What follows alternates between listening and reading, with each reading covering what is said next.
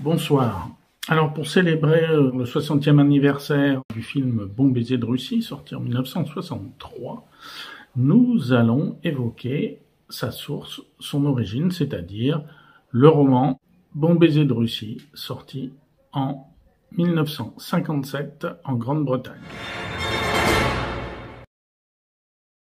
Bon baiser de Russie donc a été écrit en janvier-février 1956 par Ian Fleming dans sa villa GoldenEye à la Jamaïque.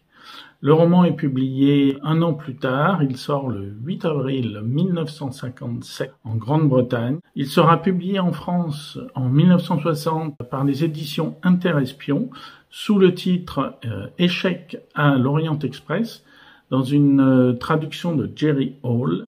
Et il sera de nouveau publié dans une traduction beaucoup plus fidèle en 1964 sous son titre Bon baiser de Russie chez les éditions Plomb dans une traduction de André Gilliard. C'est un livre qui a eu un certain succès public, succès artistique tout aussi important, donc le livre marche très bien.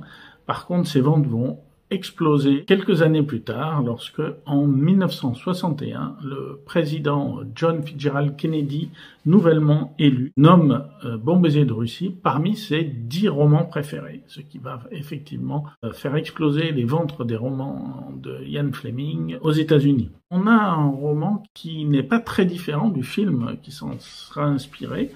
La trame à 80-90% reste la même. On a quelques petites différences notables, par exemple, c'est le fait que James Bond n'apparaisse pas dans le premier tiers du roman. Dans ce premier tiers, James Bond est victime d'un complot et on voit le complot se monter. Et ce sont les services secrets russes, donc le SMERSH, pas du tout le spectre comme dans le film, mais c'est bien le SMERSH, donc les services secrets russes, qui décident de se venger de James Bond, qui les a humiliés à plusieurs reprises pendant l'opération Casino Royale, pendant l'opération Vivre et laisser mourir, pendant l'opération Moonraker, où chaque fois les Russes ont été mis en échec. Et finalement, ils décident d'éliminer un espion étranger, donc James Bond, en l'humiliant. En fait, ils vont faire apparaître une sordide histoire de sexe avec une espionne russe. Donc on retrouve globalement la trame du film qui va s'en inspirer. Alors quelque chose d'important, c'est que par exemple l'objet, le MacGuffin du film n'est pas dans le roman le Lector, mais le Spector. Alors pourquoi ce changement de nom? Tout simplement parce que quand ils ont adapté le film, l'ennemi était le spectre. Et donc, si la machine à encoder se nommait le Spector, ça aurait créé de la confusion. Donc, ils l'ont appelé le Lector. Mais dans le roman, c'est bien le Spector. Et c'est un peu l'objet qui va faire venir James Bond en Turquie, à Istanbul, au travers de Tatiana Romanova, donc qui veut passer à l'ouest et qui veut donc aider les services secrets britanniques parce qu'elle est tombée amoureuse de James Bond. Donc on a quelque chose de fidèle. On a un personnage, le personnage de Rosa Klebb dans le roman est peut-être encore plus inquiétant, plus malade mentalement et plus tordu que ne peut l'être Rosa Klebb, jouée par Lotte Lenya dans le film. On a le méchant Kronstein, on a une scène très très similaire à ce qu'on voit ensuite dans le film, avec la partie d'échecs, Kronstein qui est obligé de quitter la partie d'échecs, qui en fait se fait disputer et qui a peur qu'on le tue tout simplement parce qu'il l'a fait attendre ses patrons. On a dans ce roman, on a aussi Red Grant, donc Donovan Grant, qui est un Irlandais. Et là, on a des descriptions très détaillées à la fois du personnage et de sa vie et de son passé. On se rend compte que c'est vraiment un psychopathe. Donc on suit pendant assez longtemps sa jeunesse, son évolution. On le voit grandir, on apprend son enfance, son adolescence, massacrer des animaux pour soulager son sadisme et ensuite partir sur les routes d'Irlande en vélo pour aller tuer des chats et des petits animaux et ensuite tuer pour le plaisir au fur et à mesure. Donc on découvre un personnage assez complexe et assez inquiétant, fortement détaillé avec une psychologie très très poussée. On voit que Ian Fleming a travaillé énormément sur la psychologie de son personnage. Alors on a un personnage qu'on ne voit pas dans le film, puisque dans le film l'ennemi c'est le Spectre, alors que là c'est le Smersh. Donc on voit un personnage qui est le général Grozzoy-Boychikov, donc qui est le chef du Smersh et qui fomente finalement le complot. Et ce personnage réapparaîtra dans un roman donc sorti en 2022, With a Mind to Kill de Anthony Horowitz. Cet officier du KGB est également celui qui a retourné James Bond, L'homme au pistolet d'or, le roman, pour le retourner donc contre M, son chef. Comme on disait, on a la trame du film qui suit fidèlement le roman. On a quelques éléments assez différents, même si certaines scènes, vraiment on retrouve l'ensemble des scènes du film, Bond et Kerim Bey dans les égouts, l'attaque des gitans, mort de Krylenko, le vol du Spectre, sachant que dans le roman, c'est Tatiana Romanova qui vole la machine à encoder et qui la donne à James Bond, contrairement au film où c'est James Bond qui attaque l'ambassade et qui dérobe la machine à encoder.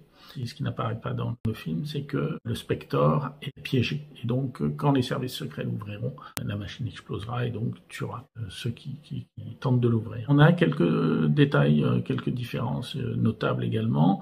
On a par exemple, lors de la tentative d'évasion de Krylenko et l'assassinat par Bond et Darko Kerim, Krylenko s'échappe par une affiche, par la bouche. Dans le film, donc, c'est le film Call Me Buena, avec Bob Hope et Anita Ekberg, et donc c'est par la bouche d'Anita Ekberg.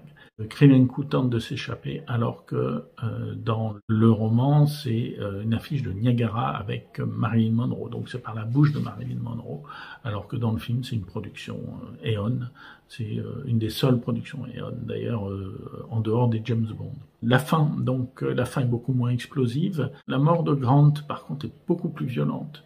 Même si le combat dans le train est absolument extraordinaire dans le film, dans le roman, Grant essaye de tuer Bond d'une balle dans le cœur, sauf que Bond a son étui à cigarette métallisé qui l'empêche d'être blessé, et plus il a un livre à la main. Le livre et l'étui à cigarette prennent la balle.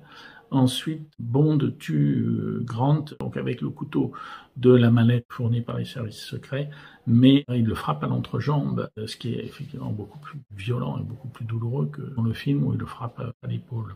Et la fin est assez différente. Elle se passe à Paris, à l'hôtel Georges V, où Grant a rendez-vous avec Rosa Klebb. Et on a une scène assez étrange où Bond essaye de comprendre qui est cette vieille dame qui est assise et qui tricote. Elle utilise un téléphone piégé pour tirer des balles, donc il y a un combat assez épique, assez surréaliste. Et puis, chose un petit peu particulière, c'est que James Bond meurt à la fin de ce roman. Alors pourquoi meurt-il ?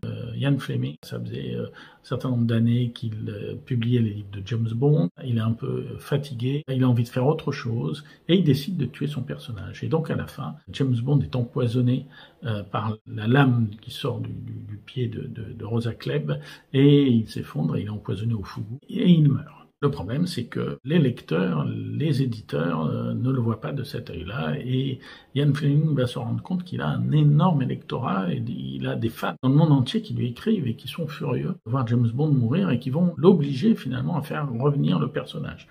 À tel point que Fleming va être obligé assez rapidement de faire paraître dans un quotidien, le New Statesman, l'état de santé de James Bond, en disant en gros au lecteur, ne vous inquiétez pas, James Bond n'est pas mort, il est blessé, mais il est en train de se remettre, il subit un traitement, il va bientôt revenir. Et il reviendra dans le roman suivant, Dr No.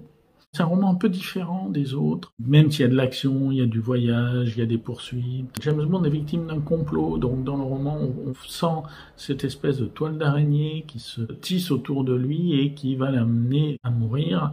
Et on a un vrai roman d'espionnage. Fleming a écrit peu de romans d'espionnage purs. Il a écrit beaucoup de romans d'aventure, Dr No, des choses comme ça. Me vivre et c'est mourir, c'est une chasse au trésor en Jamaïque. Enfin, mais Bon baiser de Russie, par contre, c'est vraiment un roman d'espionnage avec des complots, des intrigues. Il est considéré par beaucoup comme, peut-être pour certains, c'est le meilleur roman de Fleming. À titre personnel, non, mais c'est un des meilleurs en tout cas. Et le film qui en a été tiré a rendu hommage finalement en l'adaptant fidèlement et en le modernisant. Texte de Fleming qui est absolument passionnant et que je vous invite à lire.